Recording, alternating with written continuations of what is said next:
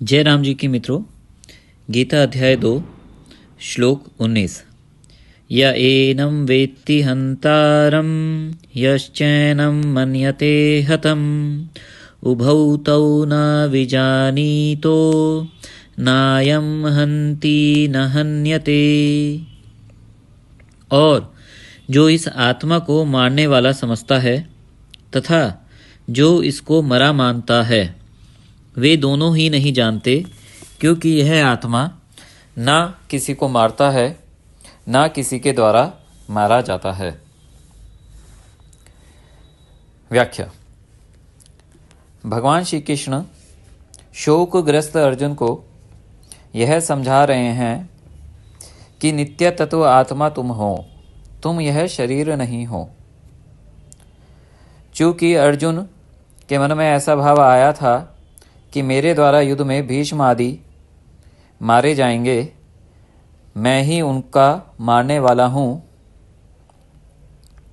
तो भगवान ये कहते हैं तेरी ऐसी बुद्धि, इस प्रकार की भावना सर्वथा मिथ्या है, क्योंकि ये अज्ञान का लक्षण है, ये अज्ञान है।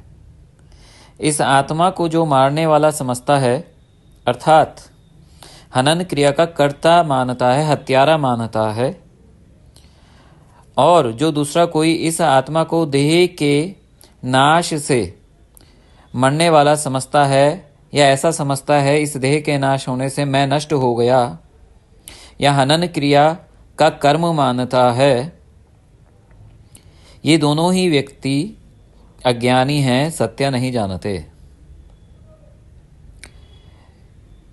वे दोनों ही अहम प्रत्यय के विषयभूत आत्मा को अविवेक के कारण नहीं जानते।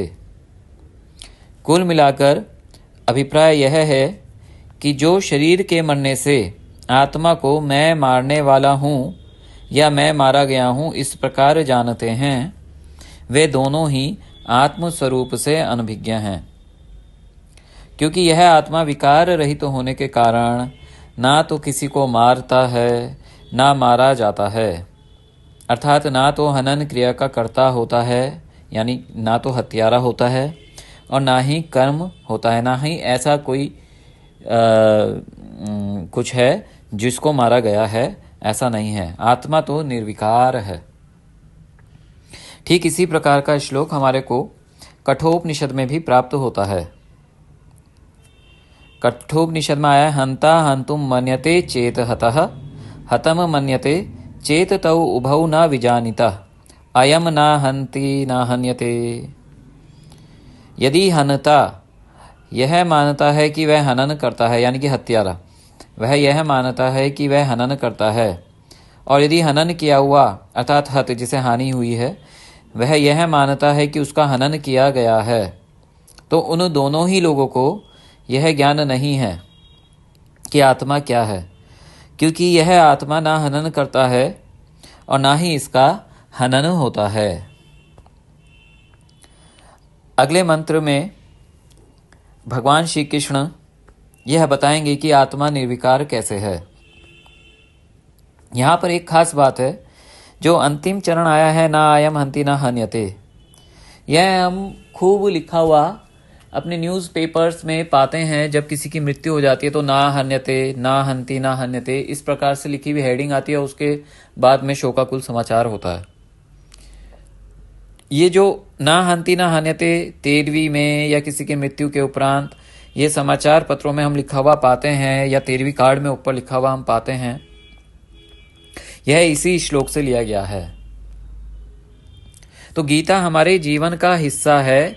हम लोग अवचेतन मन में यह जान रहे हैं कि ये जो आत्मा है यह नहीं मारी जाती, ना हन्ति ना हन्यते, ना मारती है ना मारी जाती है, यह तो नित्य तत्व है। हरि ओम मित्रों।